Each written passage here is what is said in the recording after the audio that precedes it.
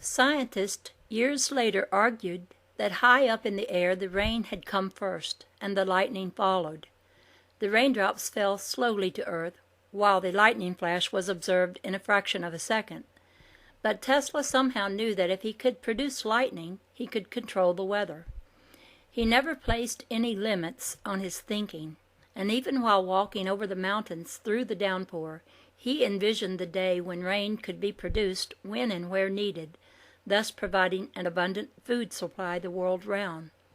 He never lost this vision, and 30 years later in the mountains of Colorado, he produced bolts of lightning. He planned to use such bolts in his rain-making device, but was stopped by the United States Patent Office, which refused to go along with his invention.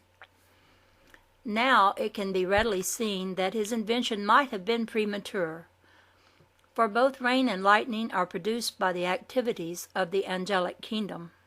The water devas, fire devas, and wind devas serve as housekeepers in the atmosphere around the planet. When they wish to wash out a certain section of the atmosphere, they produce as much rain as they need and shoot bolts of lightning through the sky to counteract poisonous astral accumulations.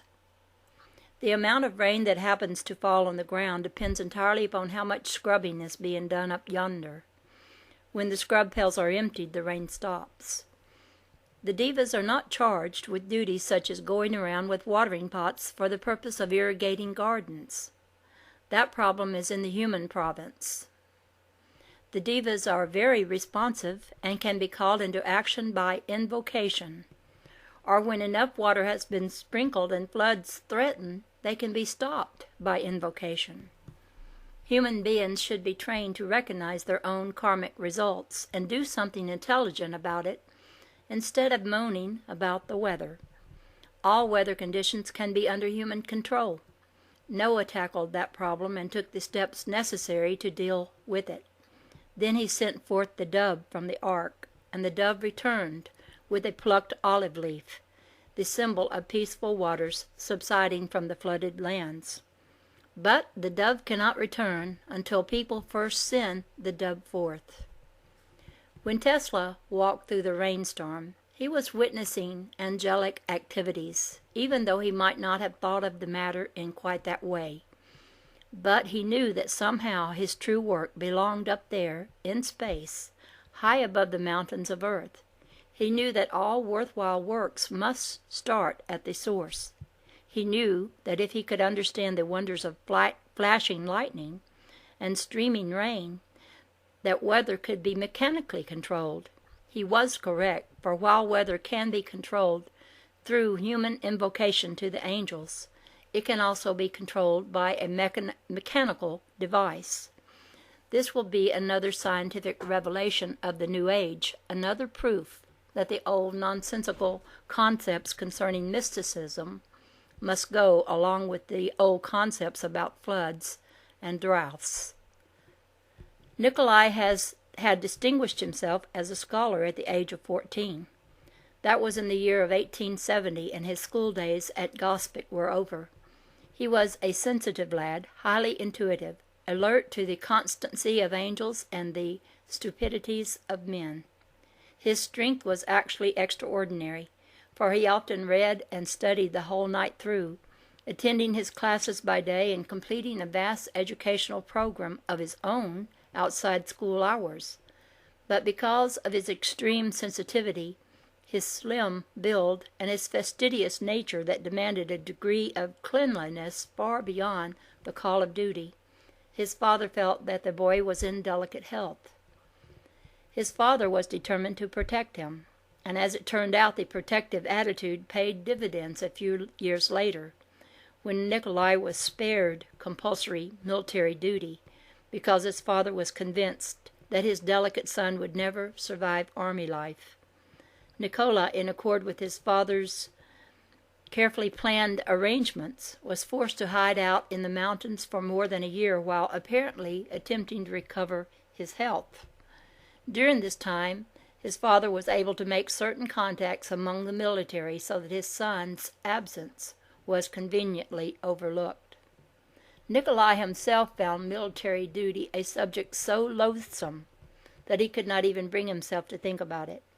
Intuitively, he knew he would never serve in the army, so he made the most of his year of mountain solitude and returned to his home in good health and with his head filled with scientific plans that, if carried out, probably would have proved earth-shaking in a most literal way. But all this took place when he reached military age. His first serious difficulties started in 1870 when he finished school at Gospic. Because of his sensitive nature, his father felt that he should not continue his studies, but should go directly into the ministry.